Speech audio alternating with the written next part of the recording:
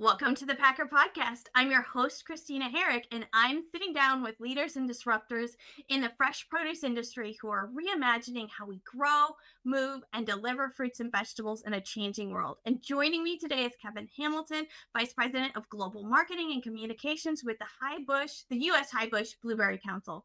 Thanks for joining me, Kevin. It's a pleasure. Thanks for having me.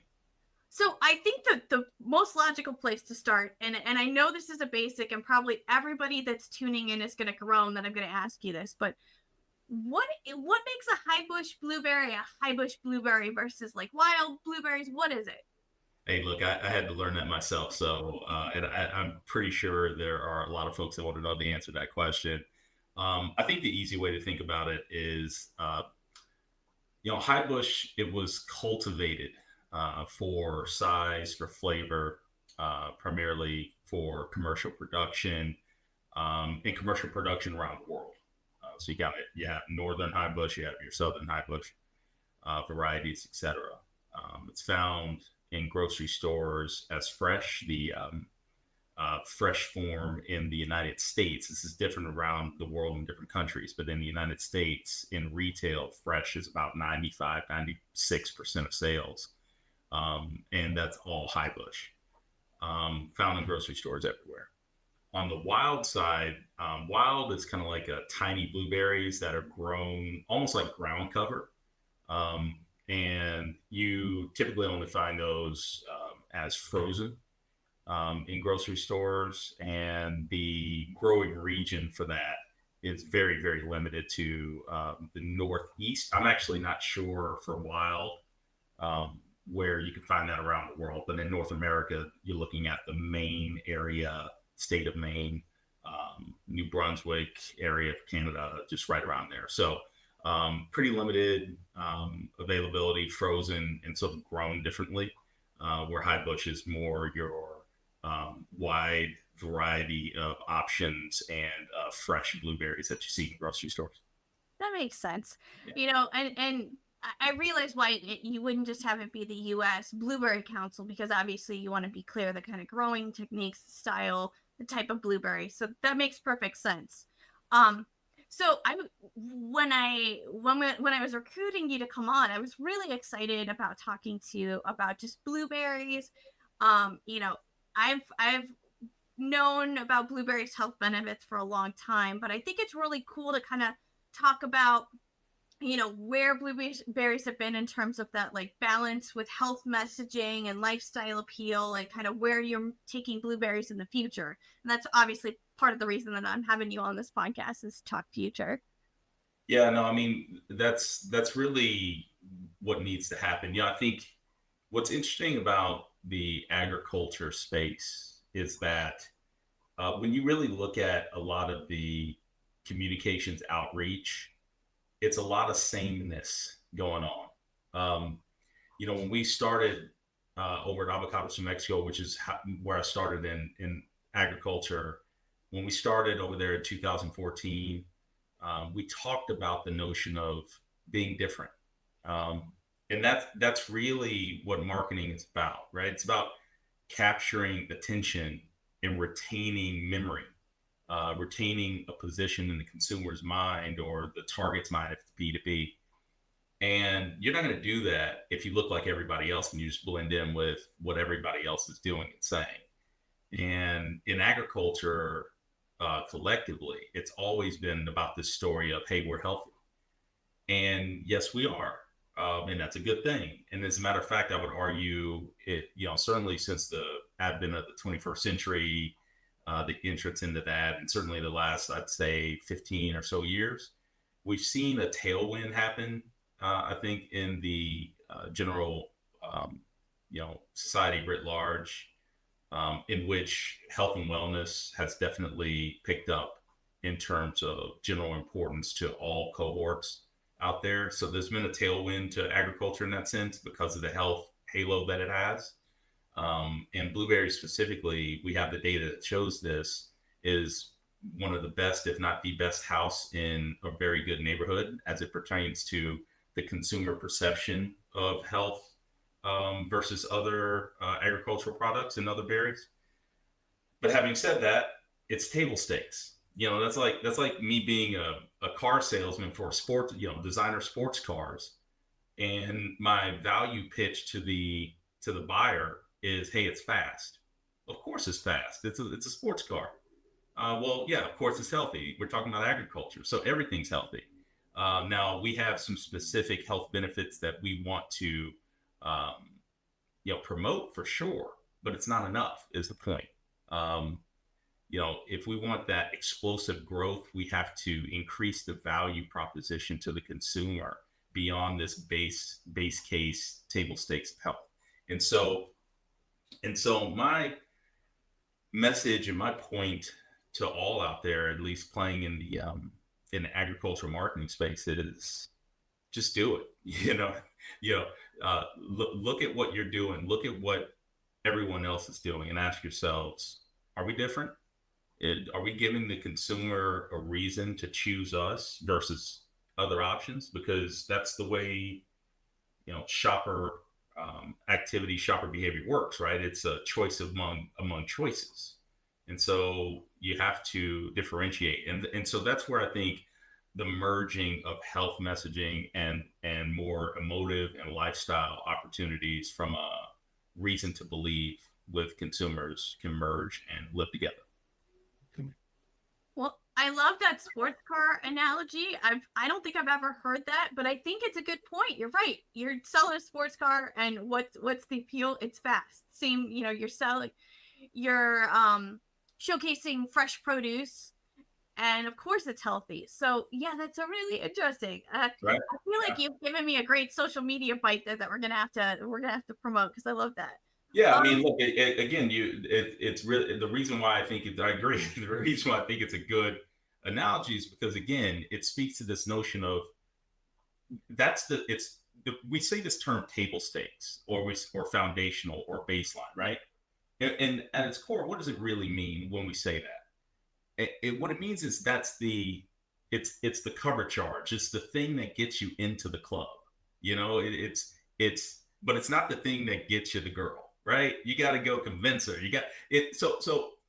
What I'm saying here is that, when you're looking at, again, using that sports car analogy, the thing that made the initial attractiveness, I suppose, to the buyer, sure, speed, but at a certain point, as a salesman of said sports car, I have to convince you to buy this one instead of that one. If I'm selling a BMW, well, Toyota, or I should say Lexus, has a really good, speedster and so on.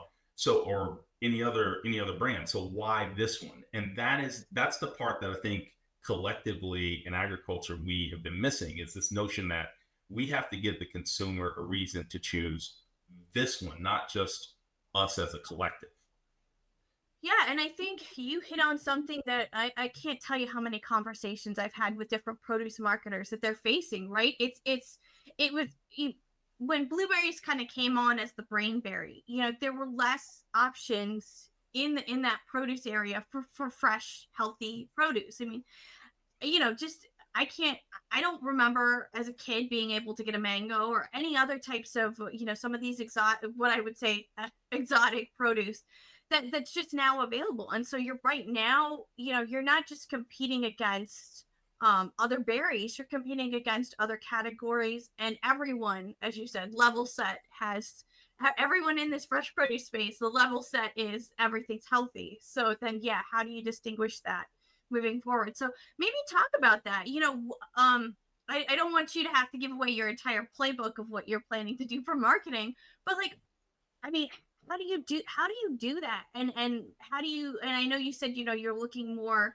for that lifestyle pitch, but like, how on earth do you, if everyone's healthy and everyone's saying this is great for you, like, and what other lifestyle things can you do from an eating experience place or something to really set blueberries apart? I think the best marketers out there follow their sheep, right? They're not shepherds. You follow your consumer. You don't and I think in this category, there's a lot of consumer insights to mine, and that's exactly what I've been doing since I've gotten here. I've made a huge focus on having a data based approach to strategic planning and certainly the creative that emanates from that.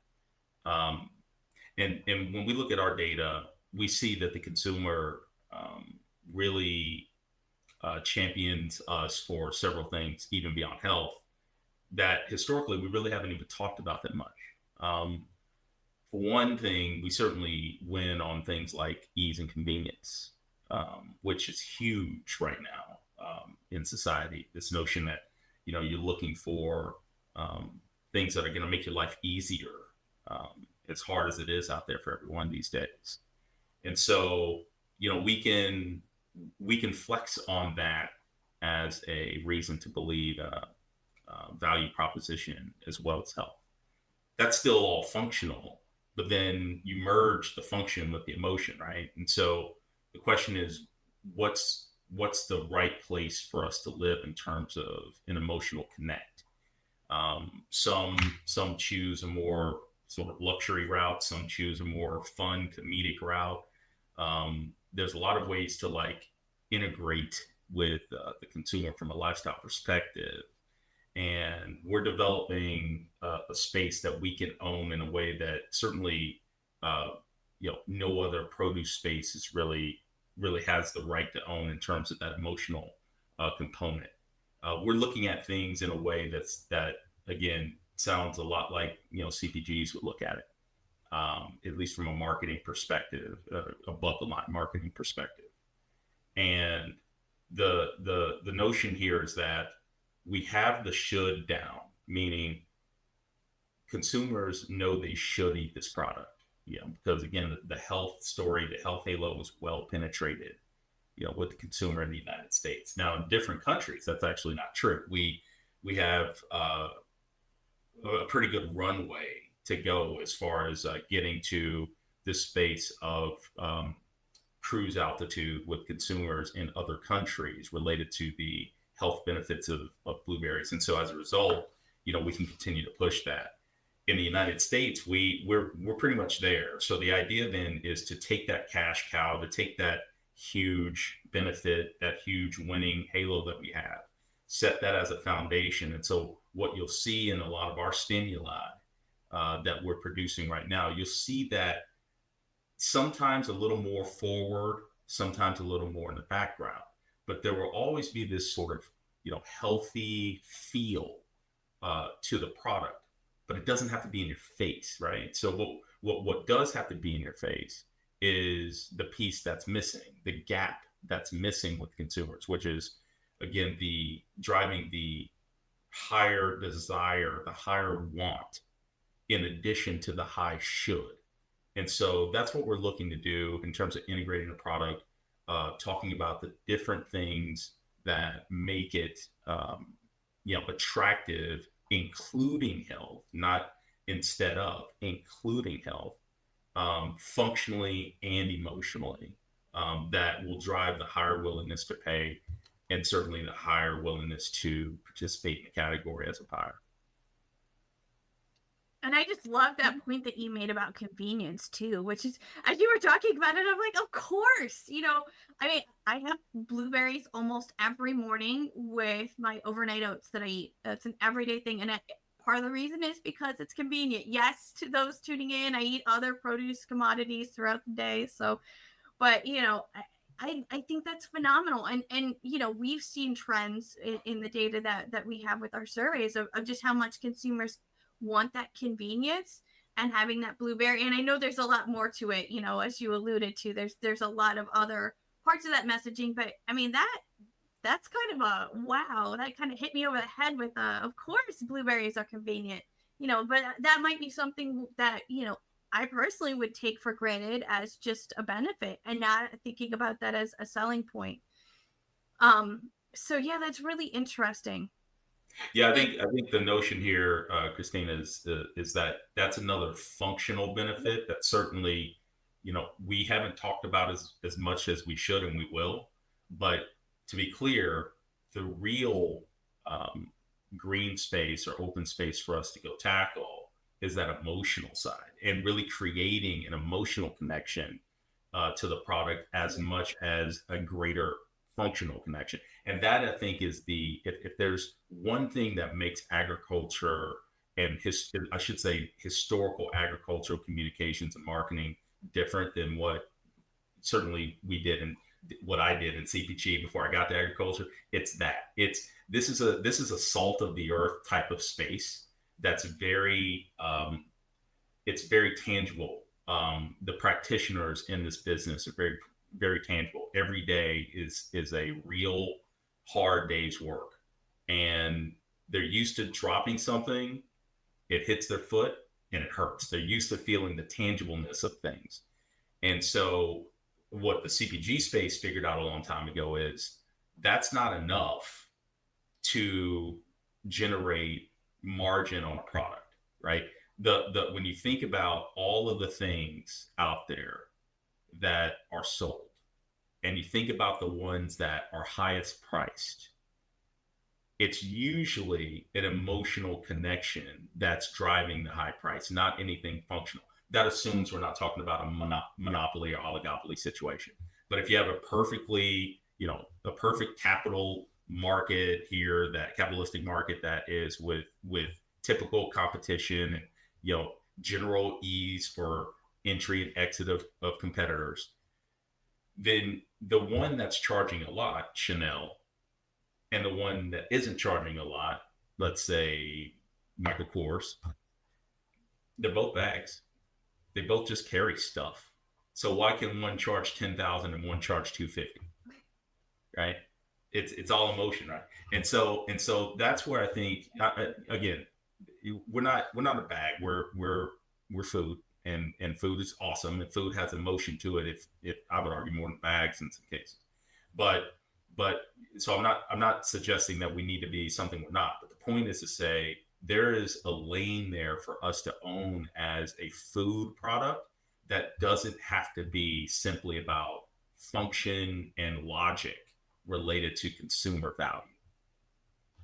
That's a strong point. And, I'm sure, we see it with consumer packaged goods, right? That there are those, I don't want to say luxury items, but there are, that are at a higher value, and as you said, it's emotional. So tapping into that with produce is incredible. Yeah, I mean, forget about luxury, right? I used to work for Coca-Cola. What does a polar bear have to do with Coca-Cola? True. Right? I mean, like, what does that have to? Polar bears are vicious. I mean, they will. You know what I mean? Like, you do not want to be in the same room with a polar bear. But if you look at a Coke ad, oh yeah, you want that polar bear and a Coke. Another thing that we always focused on was, when we were working, when I was working on the shopper marketing side, and we would create ads that use the iconic glass, right? That iconic sort of curdy glass. And there's a purpose for that, right? Because there's an emotive component that takes you back to this sort of nostalgia, and it makes you want a Coke. And there's nothing like a Coke, so go get that. And so again, it doesn't have to be a luxury item. It could be an item that's $2. But the point is, there's stickiness to emotion, and that's what I think you need to merge, and what agriculture as a collective needs to merge with the function. And we see some players that do this very well. I love what Zespri does. I've always admired what they do over there, how they do their marketing, not just here. They do great work in Japan, for example. So there's some players that are doing this, at least in my view, right, and those players win it. Yeah, so I think the next logical place to talk about is, so you've kind of set up the objectives or what you're really hoping to achieve. And then I think then we have to talk about the consumer, right? And the fact that there are maybe different preferences depending upon generation, which I think makes it really hard. A Gen Z might want this, and a millennial might want that, and then a boomer might want something different. So talk about that, like how do you remain relevant, and then how do you balance that with kind of these different changing consumer preferences and different preferences generationally? Talk about how that works in your space.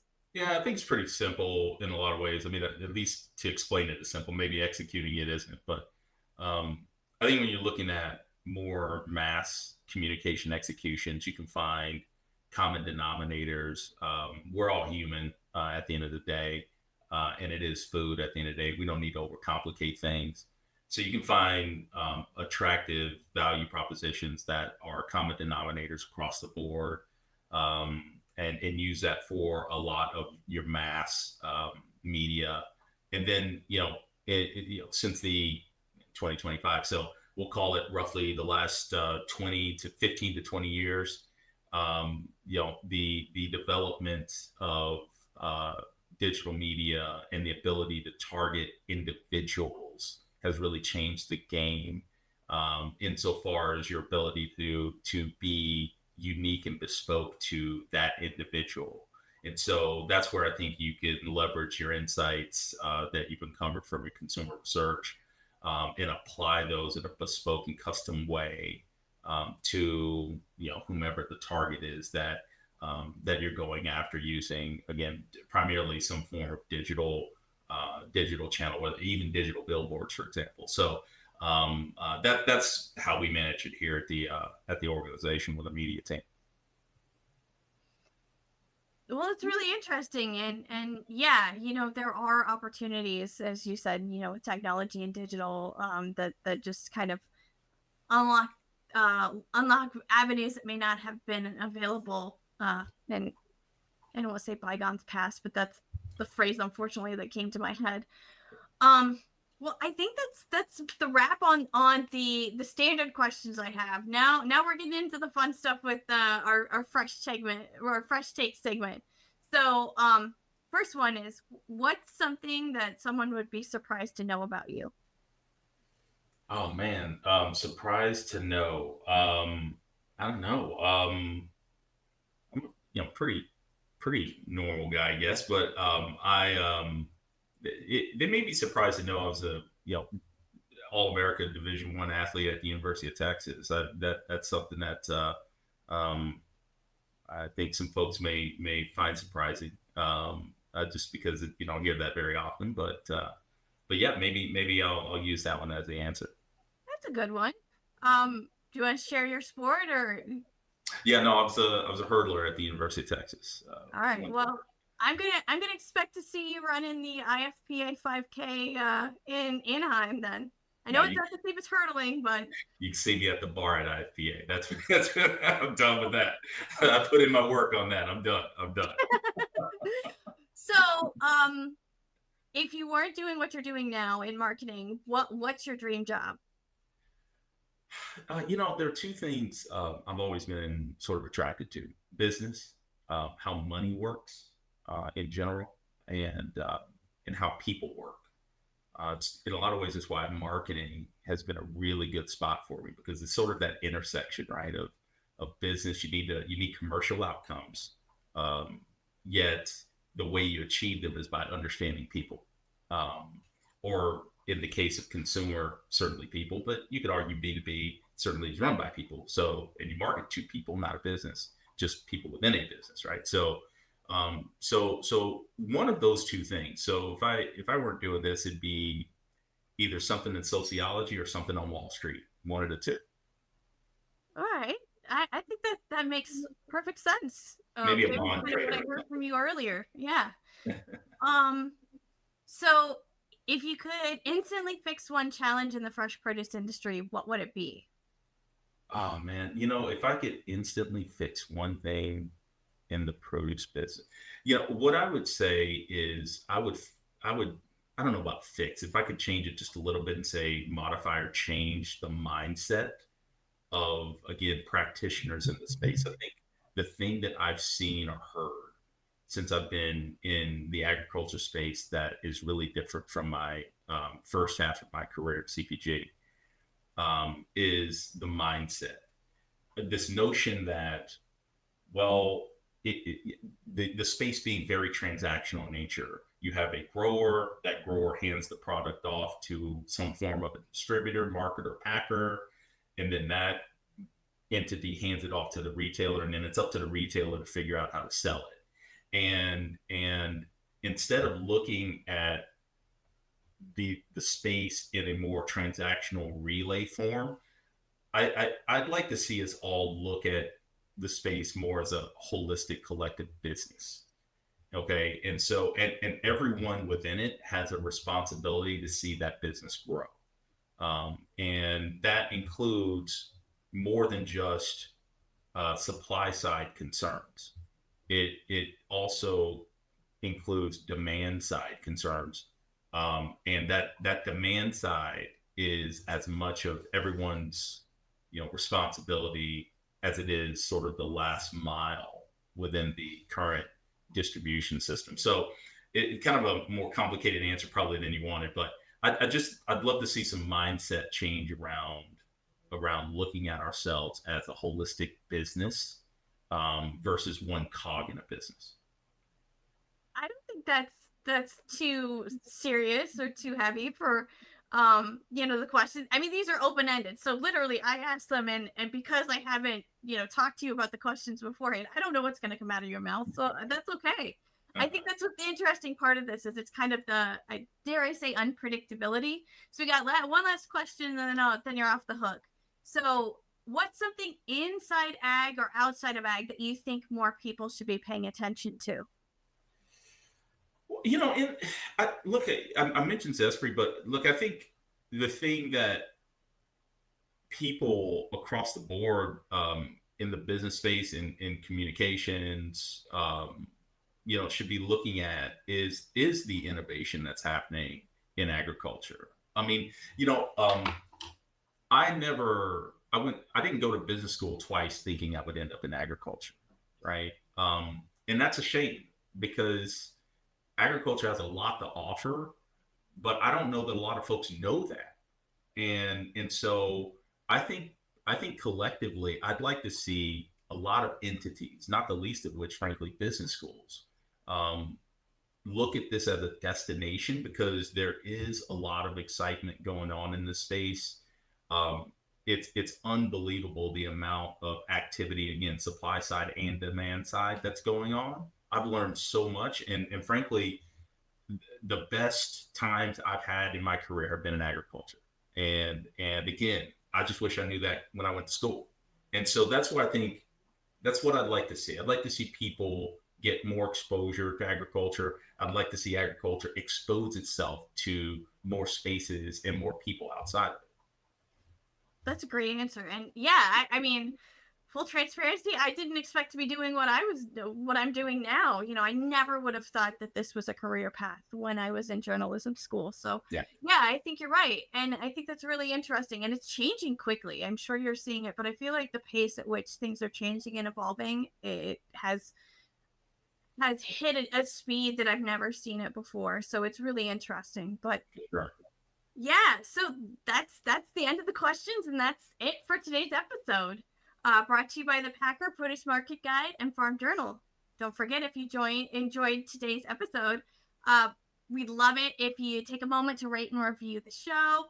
Make sure to hit that subscribe button so you don't miss what's coming next. And thanks for tuning in and for all you do to keep the fresh produce industry moving. And thank you, Kevin, again for joining me. This has been an absolutely fascinating conversation. It's my pleasure. Thanks for having me.